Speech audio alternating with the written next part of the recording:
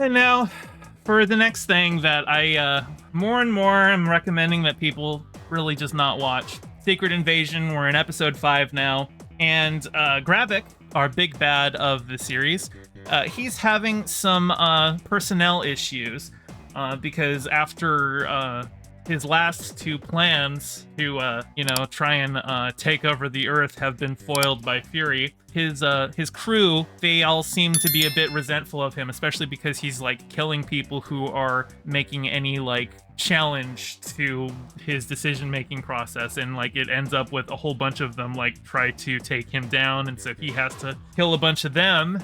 So now his plan is to tell the president where his base is in Russia, to try and have like Rhodey convince the president to have like an aerial strike on that base to get rid of all of the people who are dissenting from him, because doing an airstrike in Russia could be an act of war that will spark World War III. His goal the entire time has been to get the US and Russia to go to war with each other, and this is just the latest of those. As for Nick Fury, he realizes that what Gravik is after is something called the Harvest, which was something that Fury had done after the battle in Endgame, where because so much blood was spilled on the battlefield that day, basically every single Avenger had spilled blood on the battlefield, and the Harvest was collecting all of that blood so that they have a DNA profile of every superhero. And Gravik really wants to get his hands on that.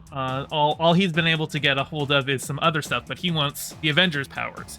And he's actually trying to negotiate with Nick Fury to get it in exchange for, I don't even know what, like calling off the getting the presidents to strike his facility. But Nick Fury like meets up with Olivia Colman's character. He explains what the Harvest is to her, and I don't think he's going to give it to Gravik, but he's got it, and he's going to use it as a bargaining chip or something. And she even is like, well, why don't you just call in the Avengers, since this is like a big world-ending thing potentially? And Nick Fury's like, no, because this one's personal, because Gravik used to work for me as one of my spies, so it's got to be something I have to do. And I'm like, dude, that's never been how Nick Fury operates. Nick Fury has always gotten the Avengers or S.H.I.E.L.D. or somebody to help him deal with his personal messes. That's always what he's done, and it's what he should be doing because the world is at stake. He should be calling in the Avengers. As for his wife,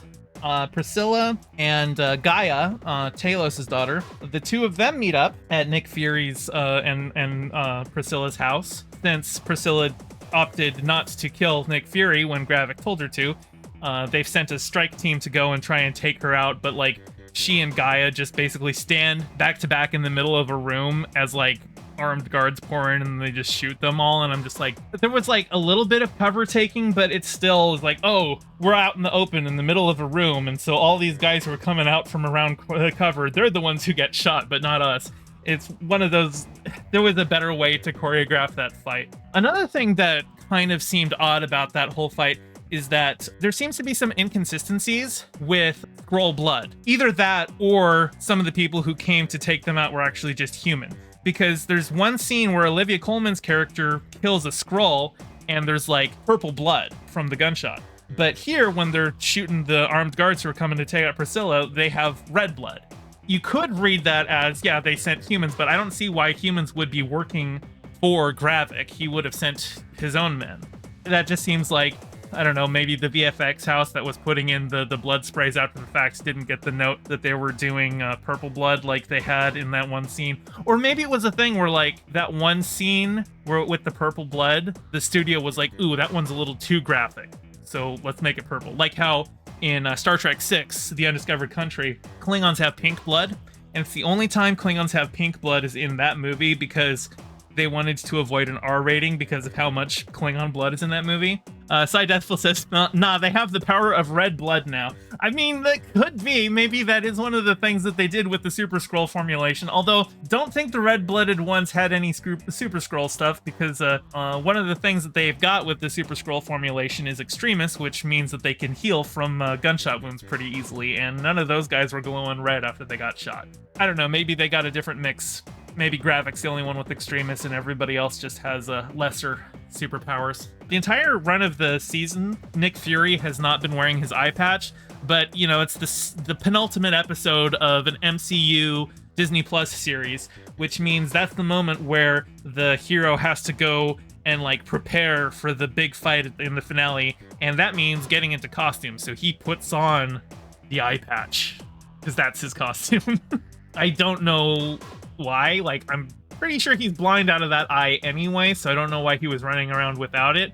Maybe it was a thing where like Sam Jackson didn't want to have to do an entire TV show with the eye patch because, you know, messes with your depth perception. And I assume he's not wearing contacts in his eye. I'm assuming they just CGI the eye because that's what they do with a lot of eye changes in movies these days, especially because it's kind of hard to make an eye convincingly look like as cataract and like damaged as Nick Fury's eye looks in the MCU.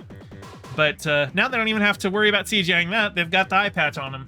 But yeah, I expect it was mostly Sam Jackson's like, look, if I'm doing a TV show, I'm not going to be half blind for all of it.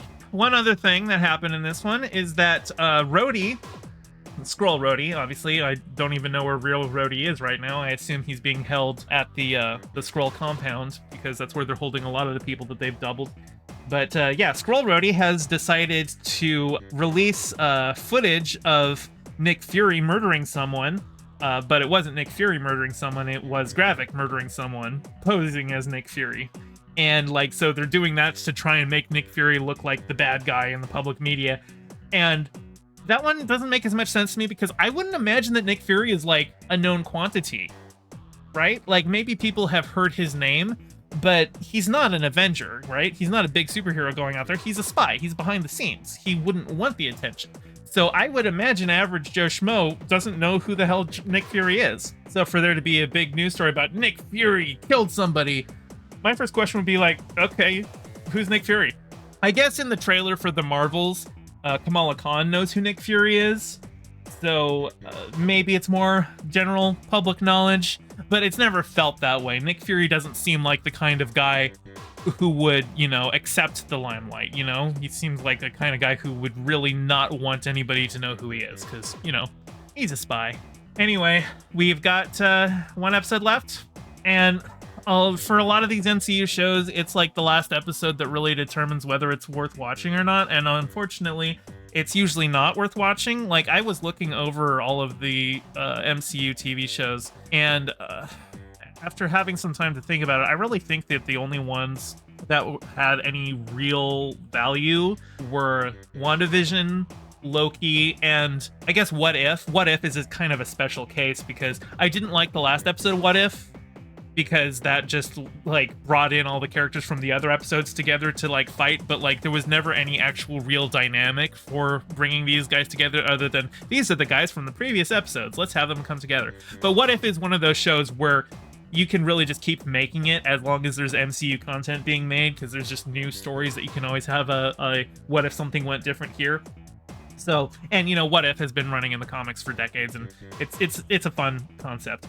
But yeah, I think WandaVision and Loki. And WandaVision even had a pretty bad finale, but I still think like the artistic merit of the previous episodes, the ones where they were doing the different eras of sitcoms, like that alone, that makes it probably one of the best things from Phase 4. But like Miss Marvel was a crappy show with no direction. I mean, I liked the actress who played Miss Marvel. I thought she did great. The show had no direction.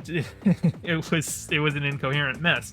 And Moon Knight was one of those shows that just kind of felt incoherent, and like there was cool things about it, but in the final fight, like they just have like a big CGI battle between two gods, and then like when we're expecting to see some actual cool action from Moon Knight himself, he just does the whole like blinking out and going into another personality so he forgets what happens, so they just yada yada the final fight. And I don't know. I expect with Secret Invasion, because Gaia has gone and Super Scrolled herself, that we're gonna get like a big final battle between Gaia and Gravik. But I don't know how good that's gonna be. Hopefully there's, you know, some good choreography to that, some creative uses of their abilities, but I get the feeling it's going to be a pretty unsatisfying show.